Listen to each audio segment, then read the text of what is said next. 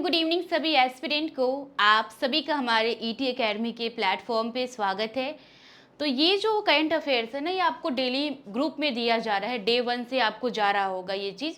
I think हमने day 7 या 8 तक कंप्लीट कर लिया है। तो आप लोग की सुविधा के लिए, ताकि आप इसको लेटे लेटे भी, कहीं बैठे बैठे भी वीडियो लगा के क्या कर सकते हैं, सुन सकते हैं।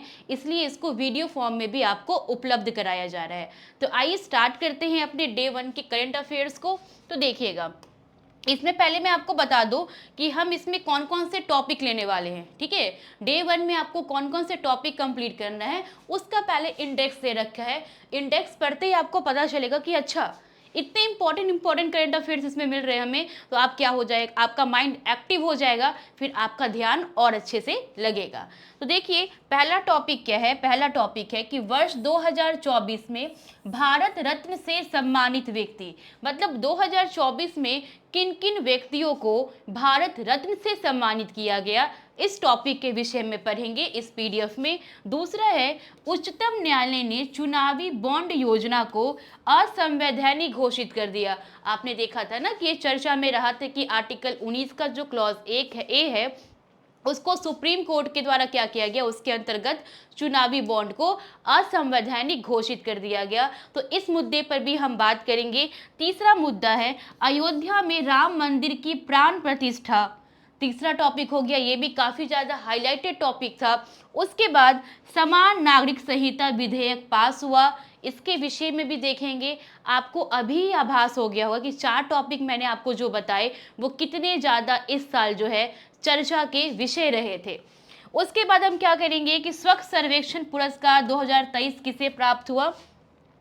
एशिया के सबसे बड़े एविएशन एक्सपो के बारे में देखेंगे।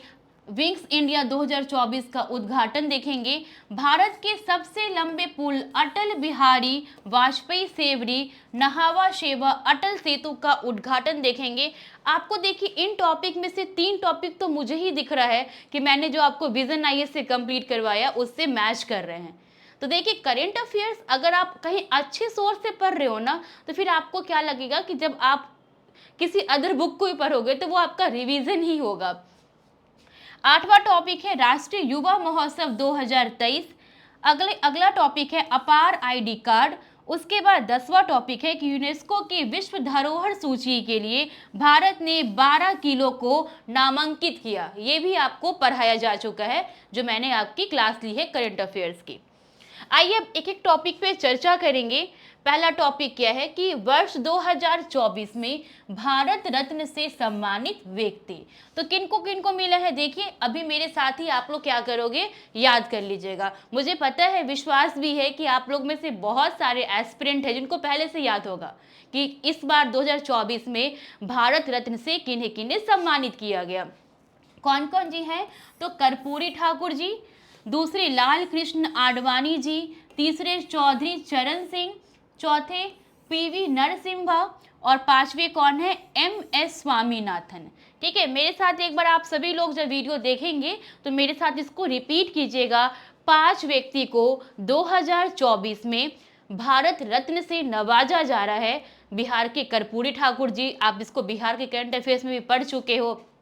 दूसरे हैं नरसिम्हा राव, तीसरे चौधरी चरण सिंह, चौथे लाल कृष्ण आडवाणी जी और 5वें कौन बच गए, एमएस स्वामीनाथन। ठीक है, तो ये 5 व्यक्ति हैं जिन्हें भारत रत्न 2024 से सम्मानित किया गया।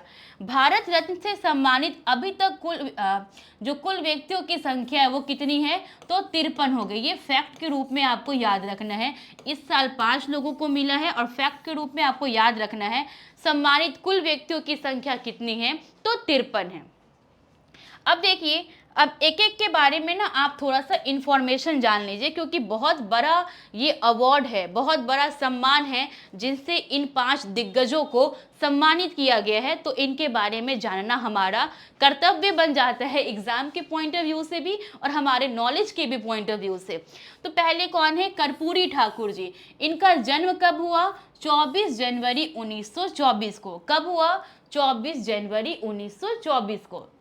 जन्म स्थान कहाँ है, समस्तीपुर के पितौजिया, जो कि अब कर्पूरी ग्राम के नाम से जाना जाता है। ठीक है, पहली बार विधानसभा चुनाव जीते थे कब? 1952 में ताजपुर निर्वाचन क्षेत्र से सोशलिस्ट पार्टी से। 3 पॉइंट आपको याद रखना है। पहली बार कर्पूरी ठाकुर जी जब चुनाव जीते थे तो कब जीते थे? 1952 में सोशलिस्ट पार्टी से। और किस निर्वाचन क्षेत्र से? तो ताजपुर निर्वाचन क्षेत्र से। तो 1 पॉइंट याद हो गया। बिहार के उप मुख्यमंत्री भी रह चुके हैं ये एक बार, कब? तो 1967 से 1968 तक। ये भी याद रखना है आपको कि कर्पूरी ठाकुर जी एक बार बिहार के डेप्यूटी सीएम भी रह चुके हैं, कब से? 1967 से 1968 तक। बिहार में ये 2 बार मुख्यमंत्री बने, दिसंबर 1970 से जून 1971 तक, दूसरी बार 1977 से 1989 तक। एक बार उप मुख्यमंत्री, 2 बार मुख्यमंत्री, ठीक है। और इनका प्रचलित नाम क्या है? तो जननायक। आप लोग सुनते होंगे ना, जननायक कर्पूरी ठाकुर जी। इनकी मृत्यु कब हो गई? तो इनकी मृत्यु हो गई 17 फरवरी 1988 को। तो याद रखिएगा जन्म कब हुआ? 24 जनवरी 1924 को हुआ। ठीक है, ये कुछ पॉइंट्स हैं जो आपको 1-2 बार रिवाइज करके क्या करना है? मेमोराइज कर लेना है। अब देखिए, कर्पूरी ठाकुर जी भारत रत्न से सम्मानित होने वाले कौन से नंबर के व्यक्ति है? तो 49वें नंबर के व्यक्ति है। इस पॉइंट को ध्यान में रखना है।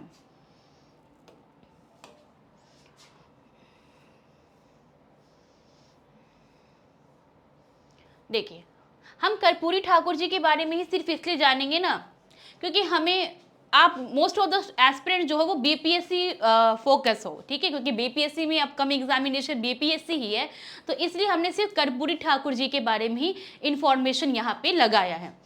उसके बाद देखिए कुछ इंपॉर्टेंट पॉइंट्स को देखिए। तो कर्पूरी ठाकुर को भारत छोड़ो आंदोलन में भागीदारी के लिए कितने माह की जेल हुई थी? Please point to be noted. जब 1942 में जब भारत छोड़ो आंदोलन को स्टार्ट किया गया था तो उस टाइम पे कर्पूरी ठाकुर जी को 26 महीने की क्या हुई थी? तो सजा हुई थी। इस पॉइंट को याद रखिएगा। वह प्रारंभ में अपने गांव में एक शिक्षक का काम करते थे, इसलिए कोई नहीं जानता, ठीक है, कि कौन कब किस पोजीशन पे पहुंच जाए। इसलिए अपने काम को ना खूब अच्छे तरीके से करते रहना चाहिए, अपनी रिस्पॉन्सिबिलिटी निभाइए, नहीं पता कि आप यहाँ से कहाँ पहुंच जाओगे। उन्होंने सोशलिस्ट पार्टी का प्रतिनिधित्व किया, जैसा कि आप लोगों ने थोड़ी देर पहले पढ़ा था कि ताजपुर निर्वाचन क्षेत्र से वो सोशलिस्ट पार्टी से क्या हुए थे? तो पहली बार चुनकर आए थे। बिहार के पहले गैर कांग्रेसी मुख्यमंत्री बनने से पहले कर्पूरी ठाकुर ने राज्य के शिक्षा मंत्री के रूप में कार्य किया। अब देखिए, ये बिहार में ना पहले गैर कांग्रेसी मंत्री के रूप में भी चयनित हुए और उस चयन से पहले किस रूप में काम कर चुके थे? तो शिक्षा मंत्री, उप मुख्यमंत्री, 2 बार मुख्यमंत्री, शिक्षा मंत्री, इन पदों को ये सुशोभित कर चुके थे। शिक्षा मंत्री के रूप में वह मैट्रिक में अंग्रेजी को अनिवार्य विषय से हटा दिया। वेरी वीवीआई पॉइंट है। अब आप देखते हो ना, आपने 10th दिया होगा तो आप देखते हैं कि इंग्लिश में आपको सिर्फ पास करना है, उसके मार्क्स ऐड नहीं होते 10th वाले में। तो उसको जो इंग्लिश है उसको अनिवार्य विषय से किसने हटाया था? किन्होंने हटाया था मैट्रिक एग्जामिनेशन में? तो कर्पूरी ठाकुर जी ने ही हटाया था। वह राज्य के मुख्यमंत्री बने तो शराब पर पूर्ण प्रतिबंध लगा दिया। अब आपके लिए इंपॉर्टेंट हो जाता है कि चूंकि शराब पर इन्होंने प्रतिबंध लगाया तो आपको ये देखना है कि मद्य निषेध कब हुआ। मतलब हमारे जो माननीय मुख्यमंत्री जी ने करवाया था ना शराब पे प्रतिबंध, तो वो कब करवाया था, किस ईयर? एक बार आप लोग उसको देख लेंगे। मुख्यमंत्री के रूप में वह बिहार में सरकारी नौकरियों में पिछड़े वर्गों के लिए 26% आरक्षण की शुरुआत किए। मतलब आप देखो कि पिछड़े वर्गों को जो 26% आरक्षण देने की जो प्रथा है ना, मतलब ये जो स्टार्ट किया गया था वो हमारे मुख्यमंत्री कर्पूरी ठाकुर जी के द्वारा ही स्टार्ट किया गया था और बिहार ऐसा करने वाला भारत देश में पहला राज्य बना था। 5 एकड़ से कम जोत पर माल गुजारी इन्होंने खत्म कर दी थी। 2 बहुत इंपॉर्टेंट पॉइंट निकल के आए हैं। मैट्रिक से अंग्रेजी को अनिवार्य विषय से हटा दिया गया। दूसरा कि बिहार राज्य जो है कर्पूरी ठाकुर ने उस समय जब ये मुख्यमंत्री थे तो उन्होंने पिछड़े वर्गों को 26% आरक्षण देना स्टार्ट किया। जिन खेतों से किसानों को कोई मुनाफा नहीं होता उन खेतों पर माल गुजारी खत्म कर दी गई। कर्पूरी ठाकुर ने उर्दू को राज्य की दूसरी राजकीय भाषा का दर्जा देने का काम भी किया। Very important. आज आप देखते हो ना, हमारी बिहार की दूसरी भाषा कौन सी है? तो उर्दू है। तो ये उर्दू को दूसरी राजकीय भाषा देने का दर्जा का जो कार्य था वो किसके द्वारा स्टार्ट किया गया? तो कर्पूरी ठाकुर जी के द्वारा स्टार्ट किया गया। तो इतने सारे इंफॉर्मेशन आपको एक टॉपिक में मिले। उम्मीद है कि आपको ये टॉपिक बहुत अच्छे से समझ में आया होगा और बहुत सारे 100% मैंने पढ़ाया तो आपके 90% आपके फैक्ट्स माइंड में चले गए होंगे और आपको याद भी हो गया होगा। आइए दूसरे फैक्ट की ओर चलते हैं। दूसरा टॉपिक क्या है उसे देख लेते हैं। देखिए, दूसरा टॉपिक है कि उच्चतम न्यायालय ने चुनावी बॉन्ड योजना को असंवैधानिक घोषित कर दिया। किया ना असंवैधानिक घोषित? आपने आर्टिकल्स भी पढ़े होंगे, न्यूज़पेपर में हेडलाइंस में आ रहे थे कि चुनावी बॉन्ड को सुप्रीम कोर्ट के द्वारा असंवैधानिक घोषित कर दिया गया। तो बीपीएससी के जो क्वेश्चन सेट करते हैं वो भी तो देख रहे होंगे ना, वो कैसे नहीं देखेंगे? हमारे नज़र से बच सकते हैं लेकिन उनकी नज़र से तो नहीं बचेगा ना। तो इसलिए क्या है, इसको ध्यान से देख लेना है हमें भी। घोषणा तिथि कब? तो 15 फरवरी 2024 को सुप्रीम कोर्ट ने कहा कि चुनावी बॉन्ड क्या है? तो असंवैधानिक है। घोषणा किया गया मुख्य न्यायाधीश डी.वाई. चंद्रचूड़ की अध्यक्षता वाली 5 सदस्यीय पीठ के द्वारा। ठीक है, जो हमारे उस टाइम के, अभी तो चेंज हो गए हैं ना चीफ जस्टिस, तो चीफ जस्टिस जो चंद्रचूड़ जी थे उनकी अध्यक्षता में 5 सदस्यीय पीठ वाली समिति ने क्या किया? इसको असंवैधानिक घोषित कर दिया। पीठ में शामिल न्यायाधीश थे डी.वाई. चंद्रचूड़, संजीव खन्ना, बी.आर. गवई, जे.बी. पारदीवाला और मनोज मिश्रा। अगर नहीं भी याद होगा तो कोई दिक्कत नहीं, इतना लोड नहीं लेना है, सिर्फ उन सदस्यों के नाम। अब पीठ की घोषणा देख लीजिए।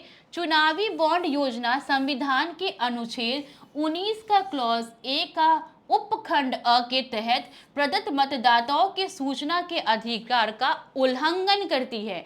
आपसे क्वेश्चन क्या पूछा जाएगा? आपसे क्वेश्चन ये पूछा जाएगा कि सुप्रीम कोर्ट ने किस आर्टिकल के तहत जो है, किस आर्टिकल के उल्लंघन के लिए चुनावी बॉन्ड को असंवैधानिक घोषित किया गया? तो आपका आंसर क्या होगा?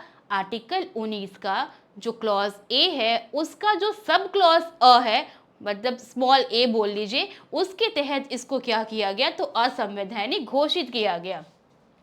15 दिन की वैधता वाले बिना भुनाए गए चुनावी बॉन्ड को राजनीतिक दल खरीदारों को क्या करेंगे? तो वापस कर देंगे।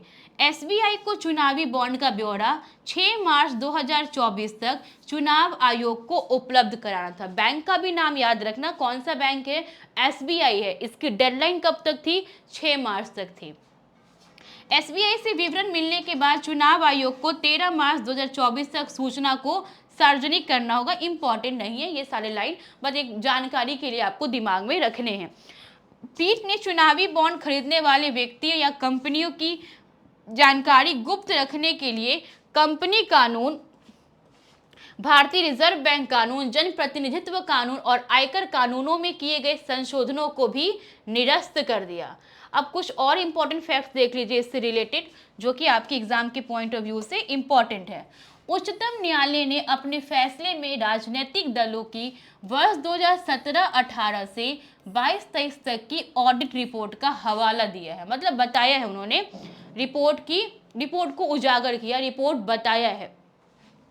इस अवधि में भाजपा को सर्वाधिक, ठीक है, मतलब भाजपा को आप देखो तो 6566.14 करोड़ रुपए, कांग्रेस को इतने करोड़ रुपए, तृणमूल कांग्रेस को इतने करोड़ रुपए, ठीक है, प्राप्त हुए। सबसे ज्यादा किसे प्राप्त हुए? भाजपा को प्राप्त हुए।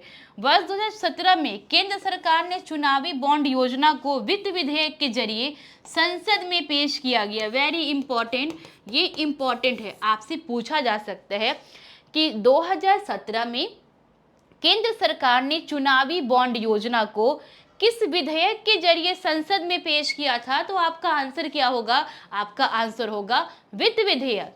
वित्त विधेयक के रूप में चुनावी बॉन्ड को केंद्र सरकार ने संसद में कब पेश किया था? तो 2017 में पेश किया था। संसद से पास होने के बाद 19 जनवरी 2018 को इस योजना को अधिसूचित किया गया। अधिसूचित कब किया गया इसको? 2018 के जनवरी में। कब? 29 जनवरी को। इस योजना के विरुद्ध उच्चतम न्यायालय में common cause association for democratic reforms CPM और कांग्रेस नेता जया ठाकुर ने याचिकाएं क्या की? तो डाली थी। आइए तीसरे न्यूज की तरफ चलते हैं। जो इंपॉर्टेंट पॉइंट था हमने उसमें देख लिया, उस आर्टिकल को आप याद रखिएगा और किस विधेयक के रूप में पेश किया गया था चुनावी बॉन्ड को, उसको याद रखिएगा। इसको अधिसूचित कब किया गया था ये याद रखिएगा, बाकी इंपॉर्टेंट नहीं है। बैंक का नाम याद रखना है, कौन सा बैंक है? तो एसबीआई है। और कौन से चीफ जस्टिस की अध्यक्षता में इस कमेटी का गठन हुआ था? तो चीफ जस्टिस का नाम याद रखिएगा, ठीक है, डीवाई चंद्रचूड़ जी। तीसरा टॉपिक है अयोध्या में राम मंदिर की प्राण प्रतिष्ठा।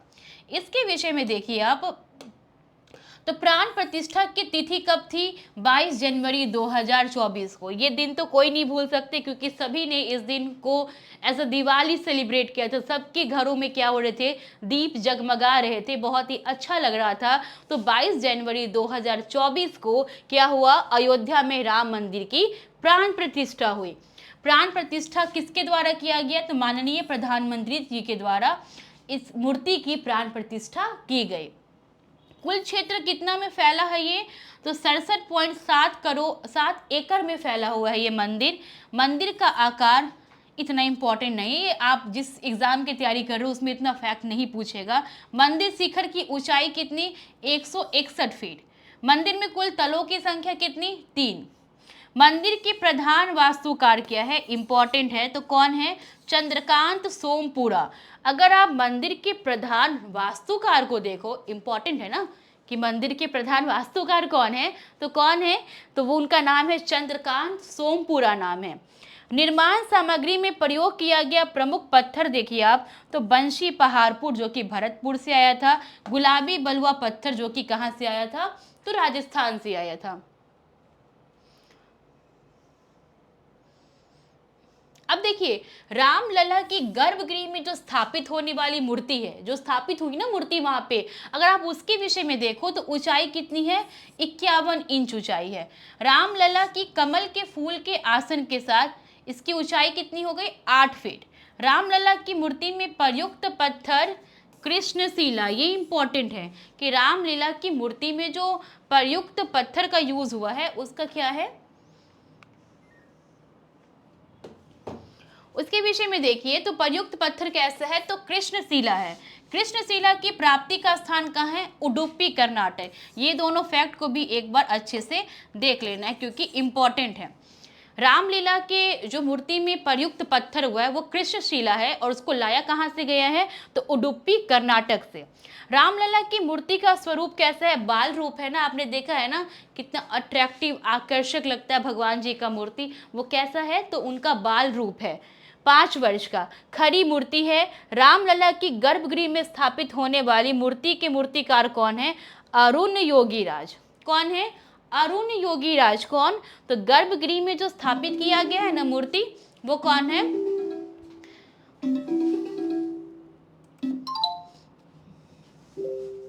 तो वो कौन है? अरुण योगीराज है। उम्मीद है कि ये टॉपिक भी आपको क्लियर हो गया होगा।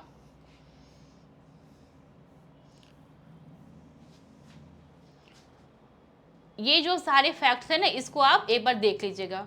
इसमें से जो मुझे इंपॉर्टेंट लगा मैंने आपको करवा दिया। अब देखिए अगला इंपॉर्टेंट टॉपिक क्या है? समान नागरिक संहिता विधेयक पास करने वाला पहला राज्य।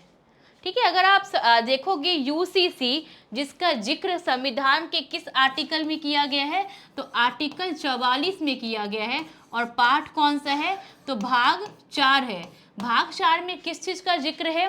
राज्य के नीति निर्देशक तत्व का जिक्र है और इसके अनुच्छेद 44 में समान नागरिक संहिता का जिक्र है। ये आपका स्टैटिक्स पोर्शन हो गया। तो समान नागरिक संहिता विधेयक पास करने वाला भारत का पहला राज्य कौन बना? तो उत्तराखंड बना है। विधेयक का नाम क्या है? तो समान नागरिक संहिता उत्तराखंड 2024 विधेयक। प्रावधान क्या है इसमें कि उत्तराखंड के निवासियों पर लागू होगा चाहे वह किसी भी जाति या धर्म के हो। नाम से स्पष्ट है क्या, तो समान नागरिक संहिता। बोले तो विवाह के लिए पुरुष की आयु 21 वर्ष और स्त्री की आयु 18 वर्ष होना अनिवार्य है। अब देखिए, धार्मिक विधि से विवाह के बावजूद विवाह का पंजीकरण कराना अनिवार्य होगा। मतलब मान लीजिए कि धार्मिक विधि से विवाह हो भी गया है, इसके बावजूद भी आपको क्या करवाना पड़ेगा, खुद की शादी का रजिस्टर करवाना पड़ेगा। उसके बाद लिव इन रिलेशनशिप में रह रहे लोगों का घोषणा करना आवश्यक है। मतलब जो लोग लिव इन रिलेशनशिप में रह रहे हैं वो आपको बताना होगा, घोषणा करना होगा। लिव इन रिलेशनशिप में पैदा हुए बच्चे को वैध बच्चा घोषित माना जाएगा। ये आई थिंक बहुत ही अच्छा एक स्टेप है, ठीक है। अब सबका अपना अपना ओपिनियन हो सकता है इस पे। तो जो ये समान नागरिक विधेयक जो उत्तराखंड में इस विधेयक को लाया गया और पास भी हो गया, इसमें एक ये भी प्रावधान है कि लिव इन रिलेशनशिप में जो रह रहे हैं उसमें जो बच्चा का जन्म होगा वो क्या होगा, तो लीगल होगा, अनुसूचित जनजाति के लोगों पर लागू नहीं होगा। अब ऐसी स्टेटमेंट पूछ देते हैं, ठीक है। तो आपको याद रखना है कि उत्तराखंड में जो समान नागरिक संहिता विधेयक पास हुआ है, वो जो विधेयक में जो प्रावधान है वो वहाँ के जो अनुसूचित जनजाति है उन पे लागू नहीं होंगे, ठीक है। संबंधित अनुच्छेद आप देखो, मैंने आपको बता दिया। उद्देश्य क्या है, ऐसा कानून बनाना जो शादी, तलाक, भूमि, संपत्ति, विरासत और गोद लेने से जुड़े विषयों एवं सभी धर्मों पर लागू हो। ये ना आपके मेंस के लिए भी इंपॉर्टेंट टॉपिक हो जाएगा, प्रीलिम्स के लिए तो है ही, मेंस के लिए भी बहुत इंपॉर्टेंट है। अब देखिए, गोवा समान नागरिक संहिता पुर्तगाली नागरिक संहिता द्वारा शासित है, परंतु गोवा विधानसभा ने कोई कानून पारित नहीं किया है, इसलिए उत्तराखंड पहला राज्य कहला रहा है कि उसने इस टाइप का विधेयक जो है वो पास किया है। ये कंफ्यूजन क्लियर हुआ ना आपके अंदर। उसके बाद अगला टॉपिक है 5वां, स्वच्छ सर्वेक्षण पुरस्कार। ये मैंने आपको करवा रखा है, लेकिन चलिए यहाँ पे एक बार रिवाइज करवा देती हूँ ताकि आपका रिवीजन हो जाए। पुरस्कार कब प्रदान किया गया, 11 जनवरी 2024 को। प्रदानकर्ता हमारे माननीय राष्ट्रपति जी के द्वारा। कहाँ, भारत मंडपम, नई दिल्ली में। संस्करण कौन सा था, कौन सा संस्करण था इस बार का, 8वां संस्करण था। पहला संस्करण कब, 2016 में, मतलब 2016 में इसको स्टार्ट किया गया था इस पुरस्कार को। संबंधित मंत्रालय कौन है, कौन सा मंत्रालय है जो इससे संबंधित है, तो आवासन और शहरी कार्य मंत्रालय, भारत सरकार। हमारे लिए इम्पोर्टेंट और क्या है, तो पुरस्कार विजेता कौन है, तो सबसे स्वच्छ शहर किसका जो पुरस्कार है किसे प्राप्त हुआ है, तो सूरत को प्राप्त हुआ है, जो कि गुजरात का एक शहर है। दूसरा मध्य प्रदेश का जो इंदौर शहर है। इन दोनों शहरों को स्वच्छ शहर का पुरस्कार प्रदान किया गया। 1 लाख से कम आबादी श्रेणी में सबसे स्वच्छ शहर कौन सा है, सासवट, जो कि महाराष्ट्र का है। दूसरा पाटन, छत्तीसगढ़। तीसरा लोनावाला, जो कि महाराष्ट्र का है। अब देखिए, अगर आप लोग सीरियसली इस सेशन को फॉलो कर रहे होंगे तो आपका ये रिवीजन हो रहा है, क्योंकि आपने ये टॉपिक पहले से ही कर रखा है। सबसे स्वच्छ गंगा शहर में अगर देखो तो वाराणसी है, प्रयागराज है और बिजनौर है। सबसे स्वच्छ छावनी बोर्ड किसे मिला है, तो महू छावनी बोर्ड, जो कि मध्य प्रदेश में। छावनी बोर्ड में सबसे स्वच्छ वाला किसे मिला है, तो महू बोर्ड को, जो कि कहाँ का है, तो मध्य प्रदेश का है। उसके बाद देखिए, सबसे सफाई मित्र सुरक्षित शहर कौन सा है, तो चंडीगढ़ है। सर्वश्रेष्ठ प्रदर्शन करने वाले राज्य कौन है, शहर देख लिया आपने, मित्र सुरक्षित शहर देख लिया।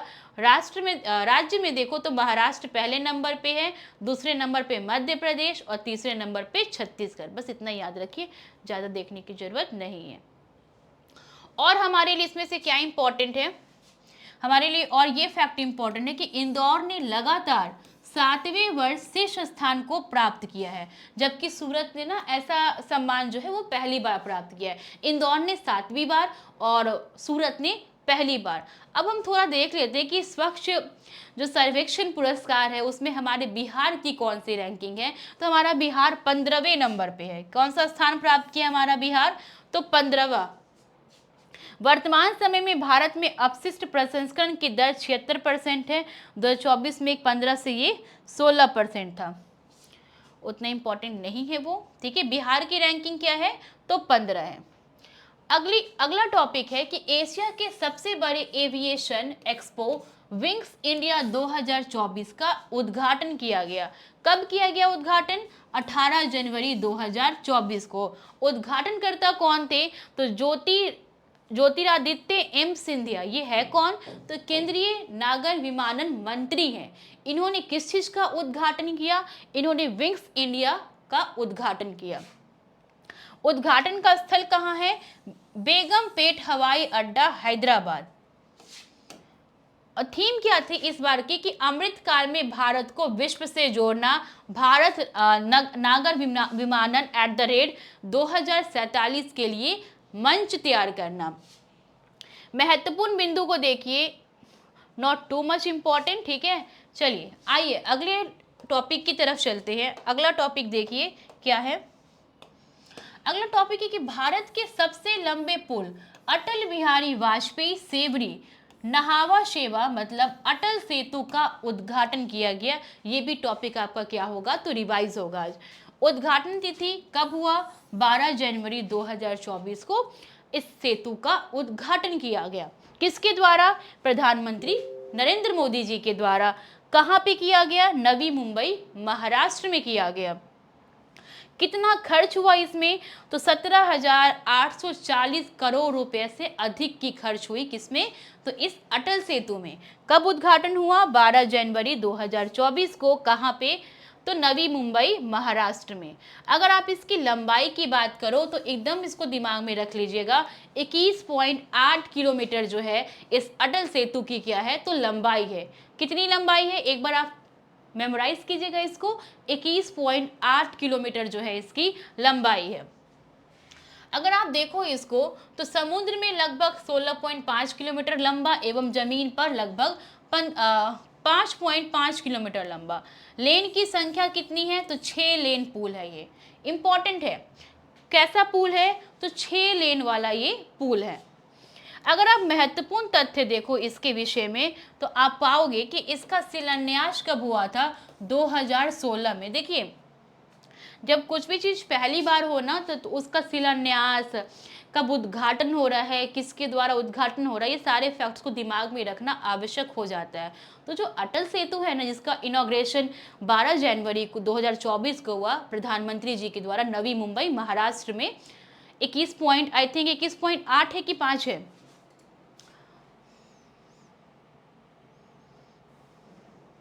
21.8। तो 21.8 किलोमीटर क्या है? इसकी लंबाई है। इसका शिलान्यास कब किया गया था? 2016 में इस सेतु का शिलान्यास किया गया था। यह भारत का सबसे लंबा पुल तथा भारत का सबसे लंबा समुद्री पुल भी है। अब बताइए आप इस टॉपिक को कैसे याद नहीं रखोगे? कैसे ये टॉपिक आपके लिए इम्पोर्टेंट नहीं है?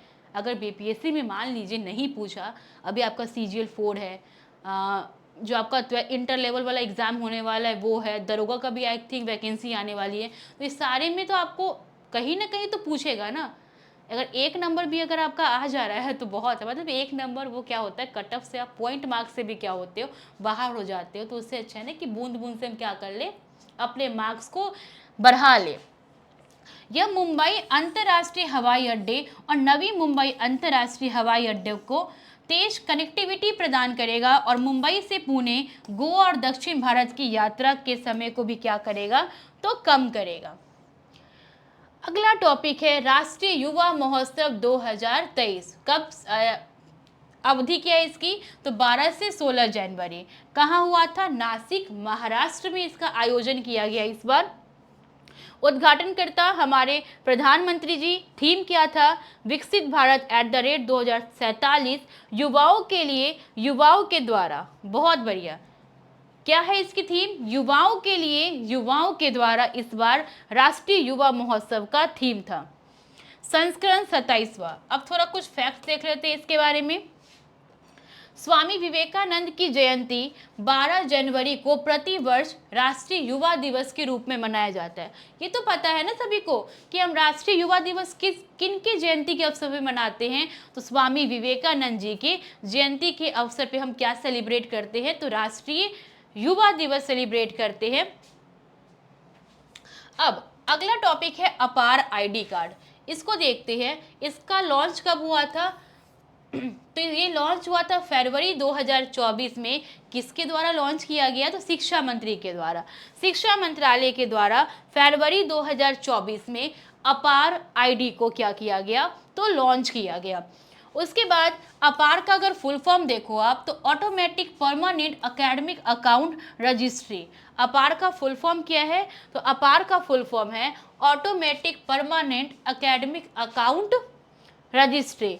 उद्देश्य क्या है कि एक राष्ट्र एक छात्र आईडी बनाना, ये देश को जोड़ने का काम किया जा रहा है। लॉन्च का माध्यम क्या है? कॉमन सर्विस सेंटर के माध्यम से। अब देखिए कुछ इंपॉर्टेंट फैक्ट्स देख लीजिए इससे, कैसे आप पंजीकरण करके प्राप्त कर सकते हो। छात्र abc.government.in पर पंजीकरण करके अपनी अपार आईडी क्या कर सकते हैं? तो प्राप्त कर सकते हैं।